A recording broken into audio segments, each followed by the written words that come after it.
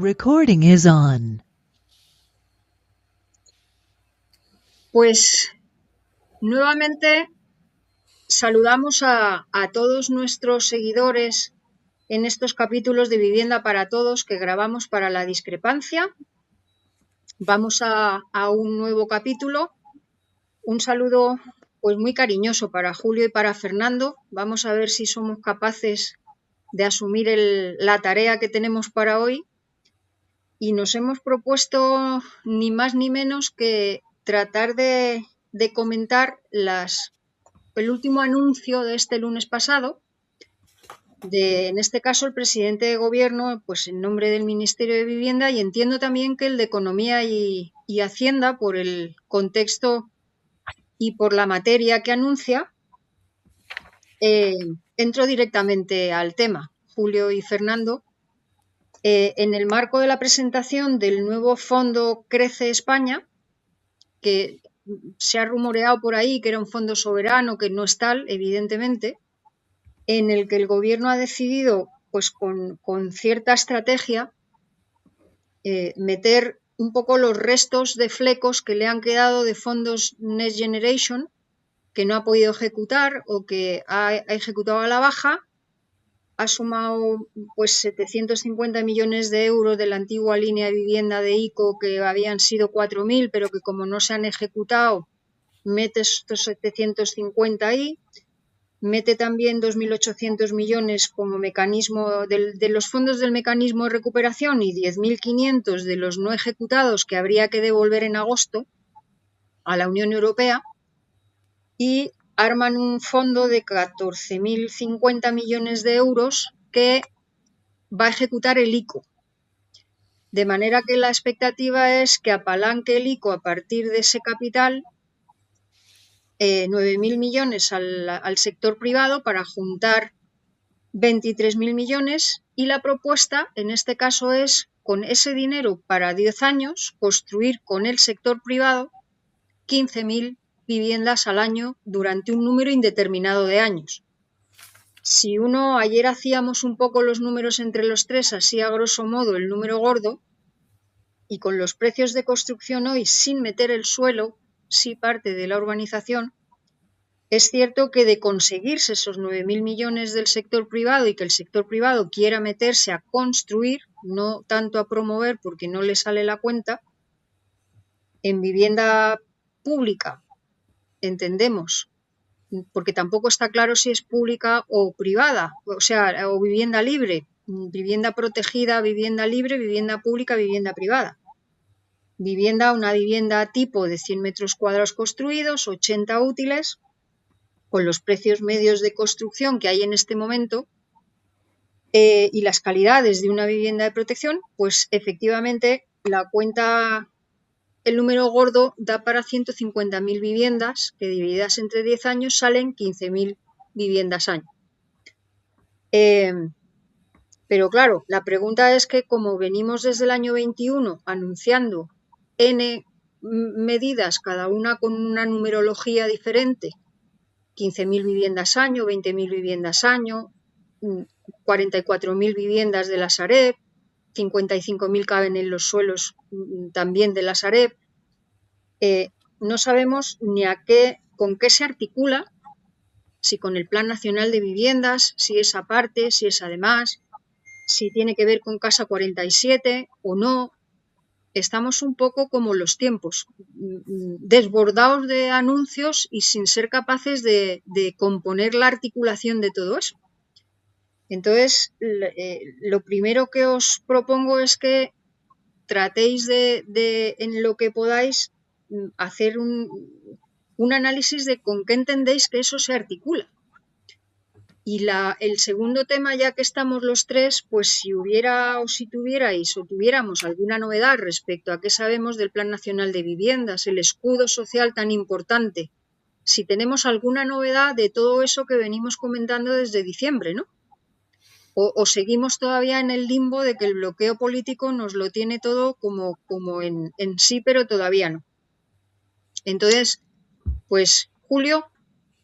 Se me ocurre que cuando salga el Real Decreto que regule el Plan Estatal de Vivienda 2026-2030, es posible que a lo mejor sea el momento de poner en orden las ideas relativas a financiación, aunque ese plan tiene muchas subvenciones, tiene muchos componentes con distintas actuaciones. Quizá dentro de esta imagen un tanto confusa que genera el que cada mes aparezcan unas medidas nuevas, porque diciembre estuvo muy lleno de la presentación de Casa 47 y de las características que iban a tener las viviendas que iba a financiar Casa 47, que iban a tener un precio que equivaliera a la tercera parte de los ingresos de los hogares, teniendo en cuenta los datos del INE. También que iban a ser en carácter permanente, pero de 75 años, 14 años inicialmente y luego revisión cada 7 años. Es decir, daban un precio, daban un intervalo y daban también un intervalo. El tercer dato que daban es el intervalo de ingresos que debían de tener los arrendatarios, ingresos que situaban entre 2 IPREM y 7,5 IPREM, véase entre 16.800 euros anuales y 75.000 euros anuales, más o menos. Entonces, eso... luego la ministra también comentó las viviendas que iban a empezar ya a repartir de las que han recibido el Sareb. Incluso se nos informó de que lo habían sacado a concurso y que se habían presentado pues unas 10 o 11 empresas que eran casi todas, olían a fondos de inversión que habían participado en distintas tareas con Sareb. Es decir, que eso en diciembre ya, bueno, uno pensaba, ¿serán viviendas protegidas? Porque la ministra nos dijo si serían viviendas protegidas o no. O sea que había viviendas protegidas y vivienda modelo Casa 47. Bueno, en todo caso, parecía que aquello podía servir. Solamente hablaban entonces de unos 7.000 millones. Hablaban de una cifra muy reducida. Digo, con esto no pueden hacer muchas viviendas, teniendo en cuenta el coste medio de construcción, incluso excluyendo el suelo. No aludía mucho a los convenios con ayuntamientos, pero era evidente que para conseguir suelo de ayuntamiento es imprescindible que el ayuntamiento lo ceda y que haya un acuerdo previo, Casa 47 ayuntamiento o Casa 47 autonomías y autonomías ayuntamientos. Y quedaban muchas cosas abiertas. Y luego después, a partir de enero, ha aparecido la idea del fondo primero llamado soberano, que decía, los fondos soberanos suelen tener los países que tienen grandes excedentes de balanza de pagos derivados de que producen materias primas. Es muy conocido el Fondo Soberano de Noruega, que es un país al cual el petróleo no le han trastornado su sistema democrático, mientras que los otros países con excedentes de balanza de pagos con mucho petróleo también han sido países problemáticos. Pero bueno, hay algún fondo soberano de los países árabes. Bueno, y parecía que de este fondo que se estaba creando, que primero apareció como soberano, después se vio que no, y ahora, como tú lo has resumido muy bien, pues está claro que es del plan europeo de reconversión, el plan de las 3 Rs, pues había una cifra una cifra que para España se asignó de unos 140.000 millones, 70.000 millones eran con créditos y el resto sería regalado. Y este dinero regalado no se lo han gastado todo, les queda una cuña. Y sin embargo, quedan también los otros 70.000 millones, con los cuales las cifras no son muy precisas. Entonces se ha presentado por el ministro de Economía que va a haber un fondo que va a servir para mejorar la competitividad de la economía española y sobre todo para reforzar la construcción de viviendas libres. Pero ahora se nos abre otro horizonte. Quizá lo único que encuentro más positivo de la situación ahora es que ya se alude a un volumen de financiación que hasta ahora no se aludía o eran cifras muy reducidas. Aquí se habla de unos 23.000 millones de euros que van a estar destinados a construir unas 15.000 viviendas que serían en unos 10 años Es decir, el número de viviendas que se puede construir con los 23.300 millones son algo más de 150.000. Pues pongamos que con esos 23.300 millones puede haber financiación para financiar 15.000 viviendas durante 10 años. ¿Se dice en algún sitio si van a ser viviendas protegidas? No se dice nada. Se dice que va a entrar el sector privado aportando 9.000 millones. ¿Cómo va a entrar el sector privado? ¿Se le va a regalar el suelo y se le va a regalar el dinero? ¿Qué tipo de viviendas va a ser? ¿Van a ser viviendas de lujo? ¿Van a ser viviendas protegidas? Dicen que no va a haber especulación, que va a ser, van a ser viviendas asequibles. Pero sale el presidente del ICO, por otra parte, tocando el trombón, diciendo, aquí no puede haber gran beneficio, pero tiene que haber algo. Tiene que haber, las empresas que entren tienen que ganar algo. Entonces da la impresión de que es que el esquema de financiación se está pariendo desde el propio ICO. Y bueno, y el ICO, pues en estos casos, en este momento, mis noticias de las empresas de suelo públicas de Madrid es que tienen serias dificultades para conseguir financiación del ICO.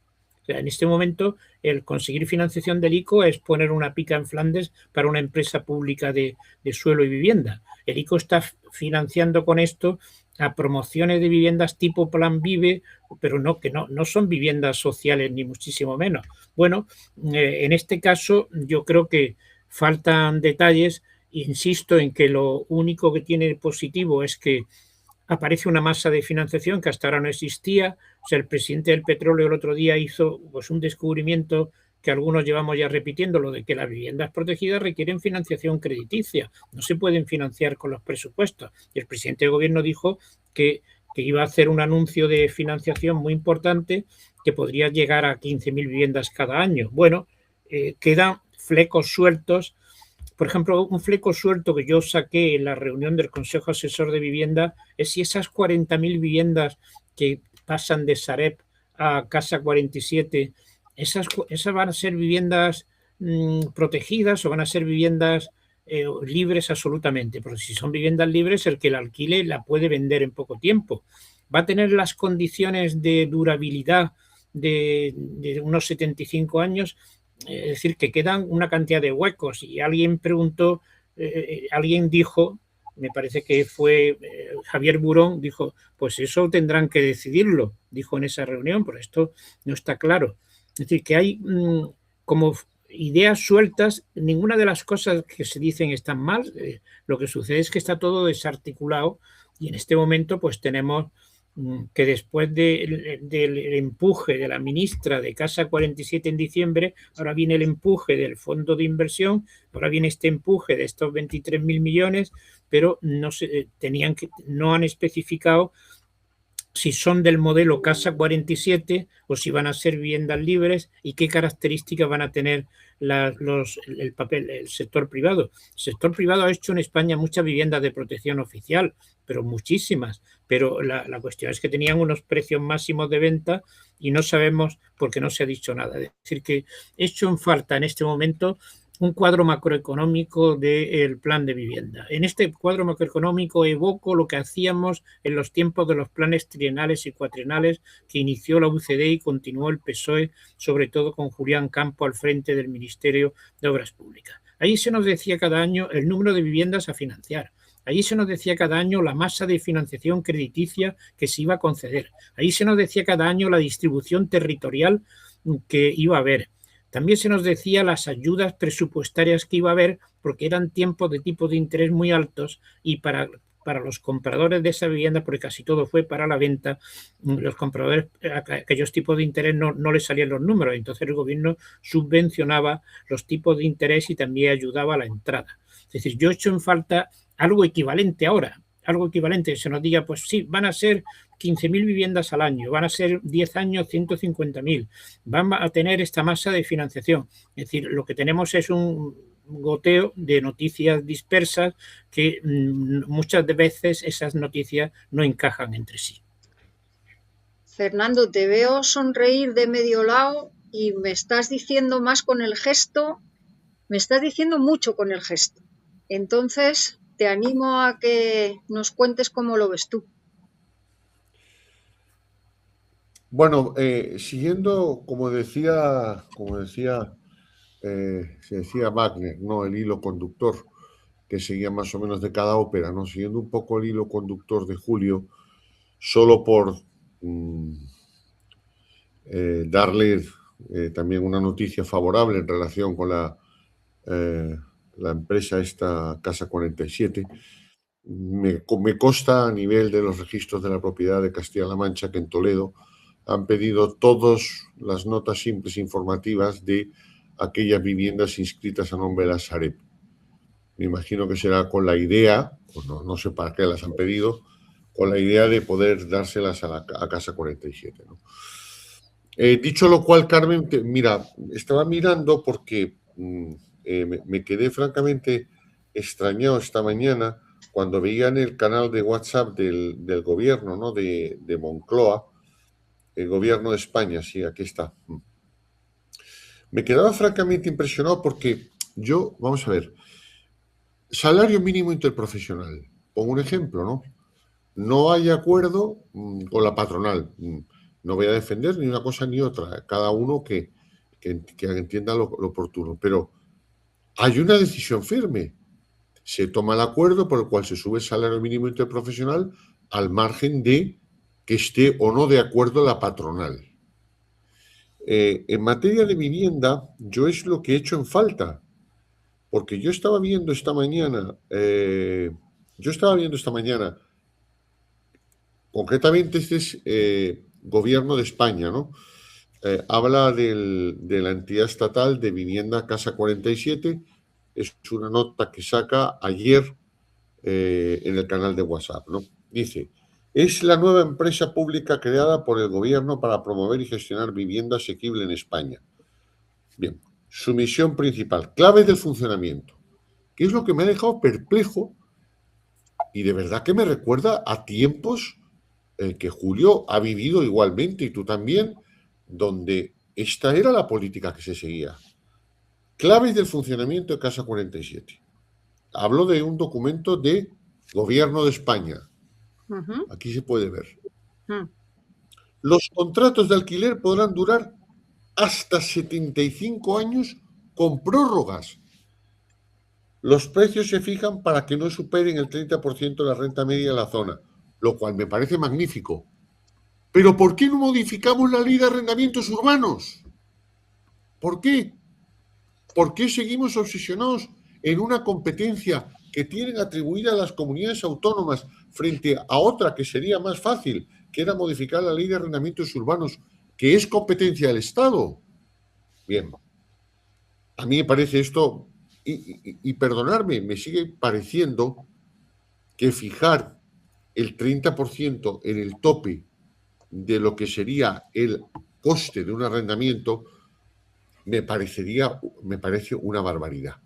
Yo recuerdo cuando yo os he enviado al grupo alguna estadística registral y recuerdo que comparecí varias veces en un programa Buenos Días Castilla-La Mancha, ¿no? Hablando de las estadísticas de la vivienda. Y recuerdo que en aquella época se estaba hablando, hablo del 2015, que Ibiza tenía el índice de esfuerzo más grande para comprar una vivienda en nuestro país, que era el 41% de la renta. Madrid y Barcelona estaban en el 32-33 y Castilla-La Mancha estábamos en el 22-21, que es el razonable.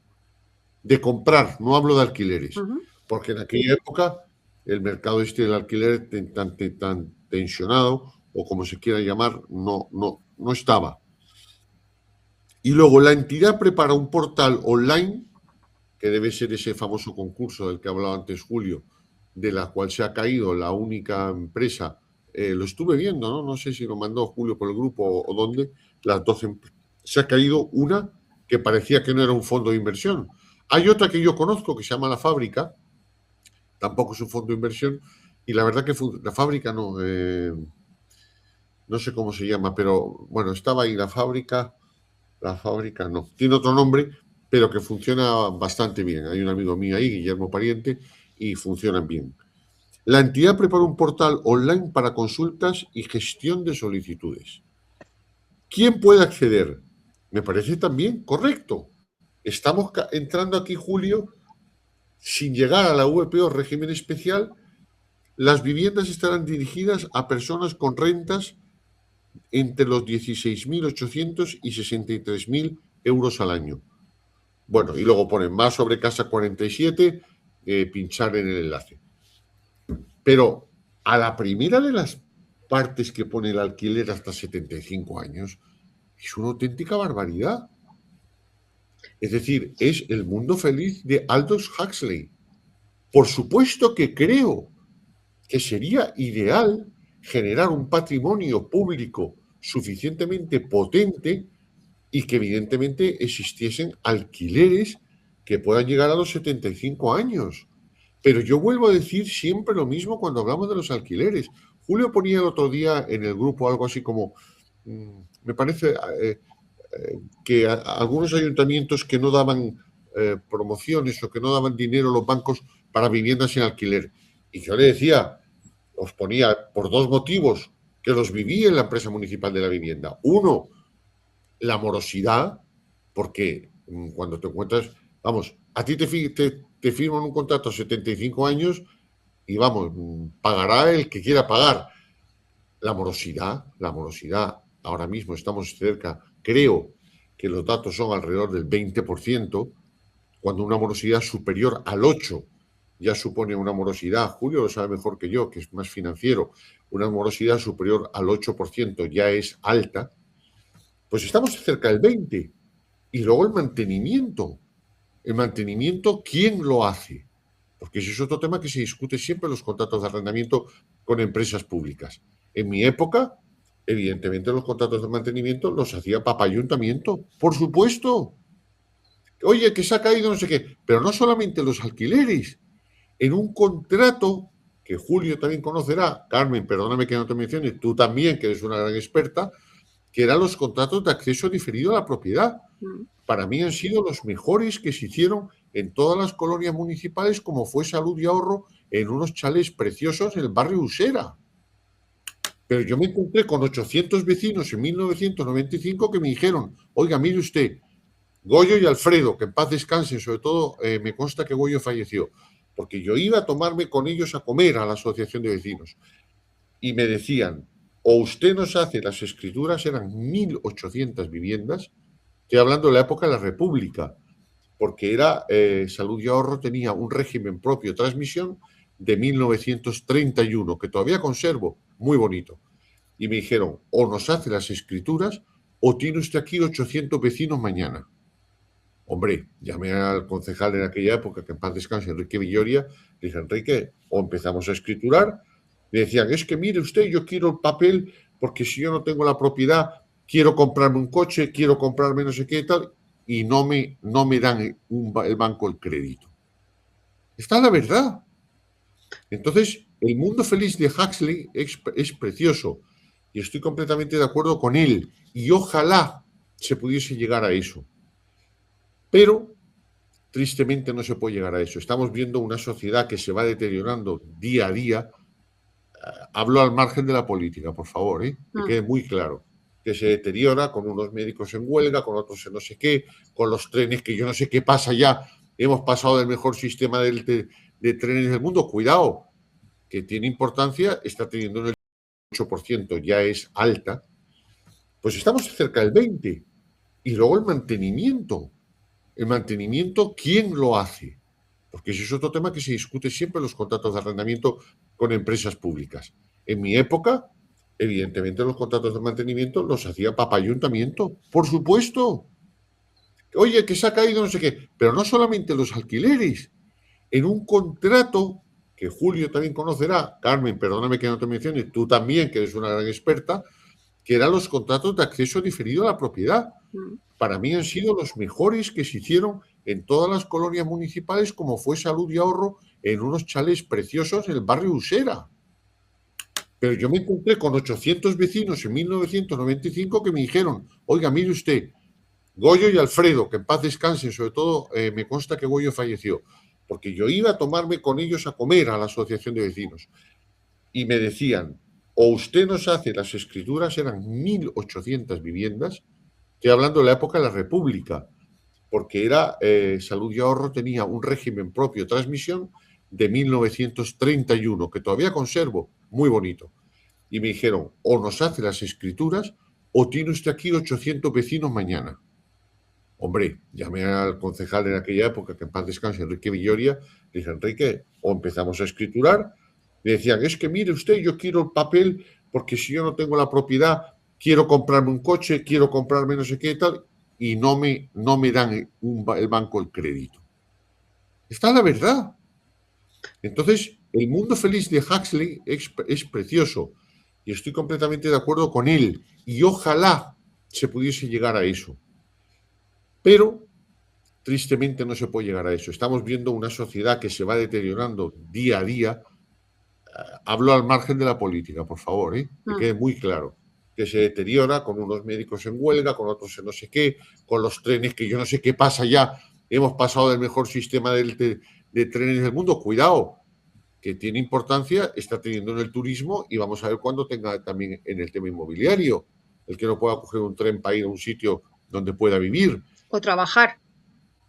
O trabajar, bien, bueno, bien. Cuidado. O vive, trabajo, vive. Te quiero decir, pero que tenga el medio de comunicación. No, es que ya no da miedo, porque es que te levantas todos los días y son noticias que si no pasa esto en Chamartín, que si no pasa esto en Ademuz se ha quedado para un tren 1 hora, bueno, no lo sé. Fíjate. A lo que voy, que a la sociedad que vamos, no creo que estemos en el camino adecuado.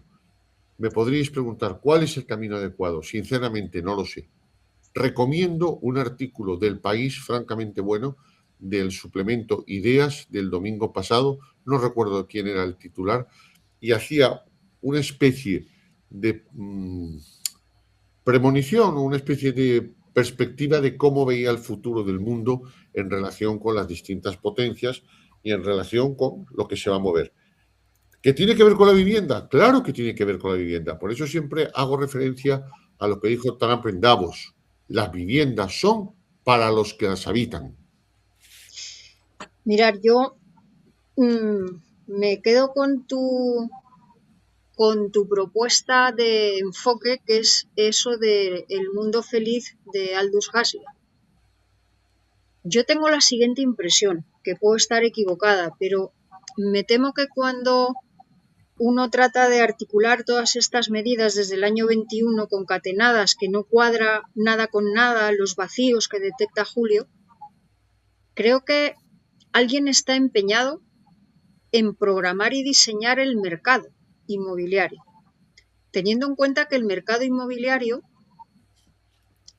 tiene unas reglas de trabajo y unas reglas del juego que uno no puede dedicarse a tratar de intervenir diseñándolo, porque esos experimentos no han funcionado nunca. Es decir, y pongo ejemplos. Cuando uno se empeña en topar los alquileres, que yo sé que es lo que necesitamos hoy, porque hoy toda programación de vivienda para tapar el agujero que tenemos generado, la crisis, la emergencia social, no tenemos otra forma de resolverlo que apostarle al alquiler.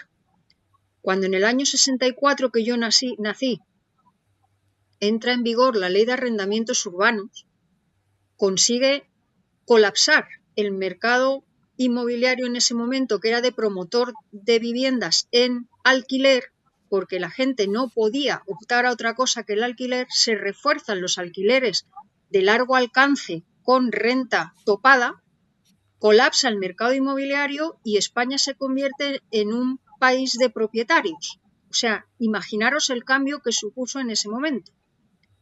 Si hoy estamos haciendo algo parecido porque se necesita que haya techos que cobijen a familias con sueldos que no dan para comprarse una vivienda ni van a dar porque no hay empleos estables que permitan entrar en el mercado para comprarse una vivienda, aunque sea de protección pública, tenemos que apostarle al alquiler, pero creo que esa no es la vía porque ya se vio que colapsa el mercado.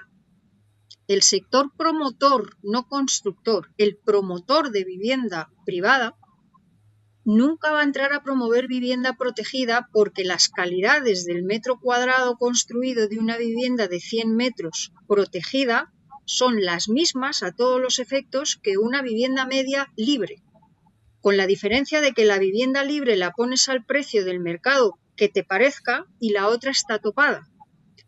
No le sale la cuenta al sector promotor de viviendas y al sector constructor de viviendas, si es que son esos 9.000 millones que están tratando de decir que el ICO tiene que capturar, se van a dedicar a vender ladrillos, no se van a dedicar a construir viviendas para luego venderlas o alquilarlas.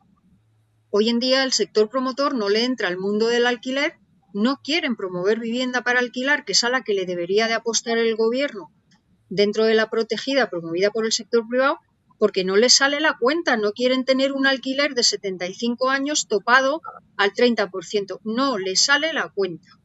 Por lo tanto, el mundo feliz yo lo doy casi un paso más, es decir, tengo la sensación de que el gobierno, y lo digo como ciudadana, ya no lo digo como tertuliana de la parte del sector de la arquitectura o del urbanismo, que es el que conozco. Como ciudadana lo que creo es que ese dicho que os he contado muchas veces, que es indigesto, pero es que tenemos que ponerlo sobre la mesa, de si no puedes convencerles, confúndelos. Yo ya no soy capaz de articular todo lo que me están proponiendo. Y me acuerdo de aquel chiste que decían, sigan todos avanzando. Y se perdieron todos porque avanzando no se sabía el camino. Entonces, ni aun creyéndome el último anuncio de la cuenta de decir, vale, con 23.000 millones, con todo lo que Julio dice, vale, ya por lo menos hay masa crediticia para poder hacernos la cuenta de decir, vale, 153.000 viviendas en 10 años, vale, 15.000 al año, ya me cuadra la cuenta y dices, sí, ¿y qué? Es decir, con 15.000 viviendas al año durante 10 años no arreglamos el problema. Entonces, está usted contándome parcialmente cosas que no soy capaz de atar y me es imposible ni seguirle en el discurso y por lo tanto no lo puedo apoyar. Porque es que no encuentro suelo firme donde poner los dos pies para decir, venga, vale, cojamos esta línea de trabajo. Me preocupa que el escudo social no avance, porque es que los números que tenemos de atasco, de gente de demanda que necesita un techo, yo ya no hablo ni siquiera de una vivienda porque no quiero que se entienda que es comprar una vivienda. Es un techo bajo el que habitar mientras pasa la tormenta. Imaginaros que el escudo social no funciona, no lo son capaces de ponerse de acuerdo para aprobarlo y que entre en carga, y nos encontramos con 630.000 contratos topados, que es gente que hoy tiene un techo y que deja de tenerlo, o 70.000 desahucios que se producen no de manera como una dana, sino que va a ser progresivo, pero súmale 700.000 más al lío que ya hay.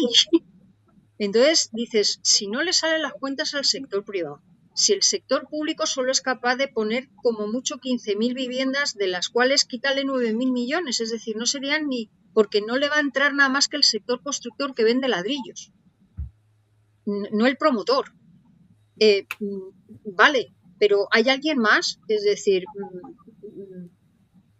no encuentro agarraderas. No sé, y además ya el sudoku no sé resolverlo, me he perdido. Reconozco que no sé a qué carta quedarme de todas las cartas que nos han puesto sobre la mesa. Lo de Casa 47 se empieza a desfigurar. Estabais hablando del concurso de quién va a gestionar el portal de Casa 47. Pero es que el portal es una web a la que uno entra y le cuenta se apunta para ver dónde le pueden dar una vivienda.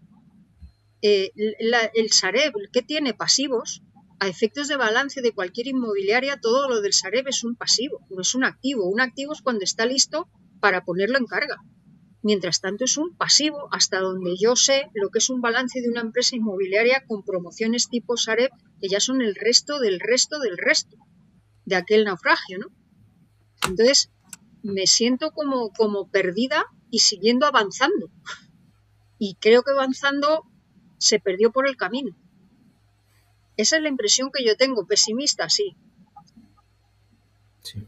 Yo creo que ha estado bien que junto a los temas que hemos hablado de financiación de nuevas viviendas y todo el problema de la financiación, ha estado bien que has sacado primero el tope del alquiler, que es un tema muy controvertido. Hay gente que cuando mencionas lo del tope del alquiler se descompone O sea, es una cosa, y aquí en Madrid, sin ir más lejos, la Ayuso, sobre todo, anuncia viviendas sin topes. O sea, el Ayuso ha dicho esta semana que hará viviendas sin ningún tipo de tope. Y por otra parte, has aludido a los 630.000 contratos de alquiler más los desahucios, que te salen 700.000 viviendas. Bueno, en este aspecto hemos tenido un debate. Primero, el gobierno anunció unas ventajas fiscales para los que no subieran, porque es de esperar en este momento que estos contratos que venzan puedan experimentar crecimientos de en torno al 40-50%. No me parece muy sorprendente. O sea, si alguien tiene una vivienda que la tiene alquilada por 900 euros y ve que enfrente se ha alquilado esa vivienda por 1.500 euros, pues lo va a subir. O sea, a mí me parece que una cifra de una previsión de subida de los alquileres a la renovación de los contratos en torno al 40-50% no me parece un disparate. Pero posteriormente salió que Sumar quería prorrogar durante este año los contratos como solución. El gobierno parece que dijo que eso no era constitucional y ahora ha salido una tercera versión que el gobierno no ha aclarado cómo, que ha sido que castigará fiscalmente a los propietarios que suban el alquiler. Esto no está aclarado de qué forma se va a hacer. Sí, más o menos lo que han dicho es que antes se desgravaban un X% y la desgravación va a bajar a la mitad. Pero yo me quedo con lo que tú has dicho al principio, Julio, que es un casero al que se le ofrecen determinados alicientes para que su cuenta de resultados anual, para sacarle el rendimiento de la vivienda igual a la que tiene enfrente por 1.800 respecto a 900, por mucho que le des, el casero, me da igual que sea el casero propiedad de una vivienda o un gran fondo de inversión, por definición son insaciables en ese sentido. Se acogen al mercado, le da igual lo social. ¿Por qué? Porque probablemente ese casero, no el fondo, hablo del casero que tiene 1, 2, 3 viviendas, tiene problemas económicos porque tampoco le llega la renta y necesita ese ingreso para equilibrar su propia vida. Y el problema lo tiene el Estado, no lo tienen los caseros. Entonces, ¿cómo convencemos a alguien de que deje de ganar lo que legítimamente en el mercado, topándole, castigándole, desgravándole menos? Es que yo creo que no va a convencer al destinatario final de esa medida. Entonces, es un poco absurdo empeñarse en conseguir un objetivo justo, que yo apostaría a que ese es el punto final de llegada, que es que el alquiler tiene que limitarse durante un tiempo al 30% de los ingresos para que la gente tenga un techo. Pero no así, porque es que no van a convencer a los caseros de que se porten bien. Pero Carmen, yo hago una pregunta tanto a ti como a Julio, que no me contestasteis y la he planteado antes. ¿Por qué no se reforma la ley de arrendamientos urbanos? Mira, hay una sentencia del año 24 Sí. que me ha resultado muy interesante leerla porque es cuando las comunidades autónomas le plantan cara al Estado con la ley de vivienda, se le cruzan en el camino por competencias. Y la sentencia termina diciendo, no se peleen ustedes. Es decir, el Estado sigue teniendo, como no, sus competencias básicas, ley de arrendamientos urbanos. Usted puede legislar en materia de vivienda igual que legisla en materia del suelo, porque es más o menos, salvo valoraciones urbanísticas, que son competencias exclusivas del Estado y es de la ley del suelo tiene el Estado la misma competencia respecto a las comunidades autónomas. Entonces, puso orden y dijo, no, esté ustedes tranquilos, la ley de vivienda, tire usted pero no se pase, y ustedes comunidades autónomas en su marco legislen en lo que les corresponde. ¿Podrían hacerlo? Claro que pueden hacerlo. Yo creo que deberían hacerlo por ahí. No deberían hacerlo usando dinero público para tratar de convencer a quien no vas a convencer. Gástate el dinero público en hacer consejo de vivienda. ¿Por qué no se plantea, señores, vamos a hacer una modificación de la ley de arrendamientos urbanos, que es competencia del Estado? Fijaros que cuando se hizo aquella reforma hará un año, ¿no? O 2 o 3, no me acuerdo. Fernando, te tengo que cortar, perdóname, porque esto se está acabando ya. No, bueno, solo decir que se limitó al 2% y nadie rechistó, porque era vía modificación de la ley de arrendamientos urbanos. No digo más. Pues Yo sugeriría este año prolongar la congelación y modificar toda la cuestión del tratamiento fiscal del alquiler, porque en este momento bastante gente opina que las desgravaciones fiscales que en este momento se dan al alquiler ya no tienen sentido. Este país tiene mucho más alquiler que antes. Esos alquileres, esas desgravaciones fiscales potentes se hicieron cuando en España, según el censo del año 2011, no llegaba al 10% de alquileres. Ya tenemos el 20,2% de hogares que viven de alquiler según la última encuesta de condiciones de vida. Yo creo que la cuestión de la fiscalidad del alquiler habría que adaptarla a una situación. Julio, ¿Y la ley perdonadme, de arrendamientos, Julio? os tengo que El arrendamiento cortar. Seguiremos con el hablando no del mapa gobierno, parlamentario, Fernando, no creo que con el mapa parlamentario actual yo creo que es difícil sacar algo. Vale. seguiremos hablando no del gobierno, como decía en Tipicol, sino de la ley de arrendamientos urbanos en el próximo capítulo que grabemos. Sí. Esta Sí, vez sí nos quedamos con esa tarea, Fernando. Me comprometo a abrir con eso si el gobierno no nos pone otro nuevo anuncio sobre la mesa, que cabe dentro de lo posible. Mil gracias a los dos. No descarto Gracias. otro anuncio. No Gracias a los descartemos dos nada. también.